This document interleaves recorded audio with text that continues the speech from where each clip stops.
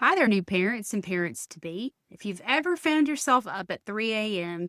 Googling frantically, is preem baby poop normal? This video is for you. Today, we're talking about how Dr. Google can send you down a rabbit hole of confusion and panic and what to do instead. One of the most common things I hear in my office, I wasn't sure if I should call, so I looked it up online. And what started as a simple diaper rash suddenly turns into a panic spiral about cancer, food allergies, or some terrifying infection you've never even heard of. I get it. I'm a mom. I've Googled things too. But the difference is I know how to filter the noise. And here's the truth. Google doesn't have a medical degree. And frankly, neither does AI. And it definitely doesn't know your baby.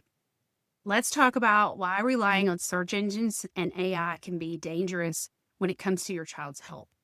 First, worst case scenarios always rise to the top. Search engines are designed to give you the most clicked answers, not the most accurate. That little bump you noticed? You'll see meningitis, staph infections, maybe even some obscure tropical parasite before you see the words common newborn rash. Second, Google gives context-free advice. Your baby is not a case study. They're a real human with a unique birth history, feeding pattern, and set of symptoms. Google gives general answers. Pediatricians give context. And third, it wastes your time and ramps up your anxiety. By the time you're 7 links deep on some parenting forum, you're convinced something is seriously wrong and your stress is literally through the roof. So let's flip it. What do you get when you ask your pediatrician instead? First, expertise, not guesswork. We have spent over a decade training in child health. We don't guess. We know what's normal but weird versus what's actually concerning. Second, we give nuanced answers to your specific situation. That rash, it's probably harmless unless your baby also has a fever and isn't peeing much. That's kind of nuance a search engine just can't provide it. Third, we know your baby's patterns. We've seen their growth chart. We know what's normal for them. And finally, we help cut through the noise. Ask us the weird stuff, the TMI stuff, the I know this sounds silly, but stuff. That's literally our job. Now, I'm not saying to never use Google for anything.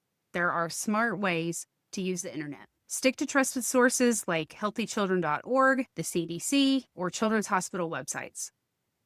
Use it for general learning, like milestones, feeding tips, or baby proofing, but not for diagnosis. Let Google point you to good questions and bring those questions to your visit. Let's use the internet as a tool, not a replacement for medical care. So what should you do instead of doom scrolling at midnight? Call your pediatrician. Most practices have nurse triage lines or an on-call doctor. Use them. And use them during business hours. That's even better. Use your patient portal. Non-urgent question, send a message. Book a visit. If something feels off, don't wait. We'd rather see your baby and say everything's fine than miss something important. So the next time you catch yourself typing, why is my baby's head shaped like a trapezoid? Pause and ask yourself, is this something I should run by my pediatrician? Let's give Dr. Google a break. You deserve calm, clear, evidence-based answers from someone who knows your baby.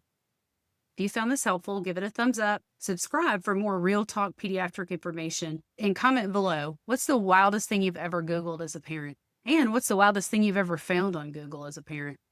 I'd love to hear it. No judgment, I promise. Thanks for watching, and I'll see you next time.